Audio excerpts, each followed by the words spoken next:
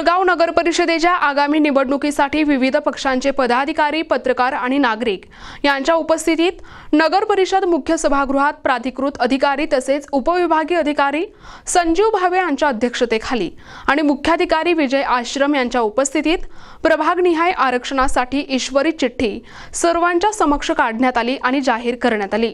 प्रभागनिहाय आरक्षणाचे निकाल लागताच इच्छुक उमेदवार पूर्णपणे सक्रिय झाल्याचे दिसून आले। नगर परिषद कार्यालयाबाहेर पडल्यावर चर्चांना फेर सुरू झाला आणि भैया दादा नमस्कार, भैया कसे आहात, थोडं लक्ष द्या अशा शुभेच्छांचे सूर ऐकू येऊ लागले। निवडणुकीच्या अधिकृत तारखेची घोषणा अद्याप बाकी आहे।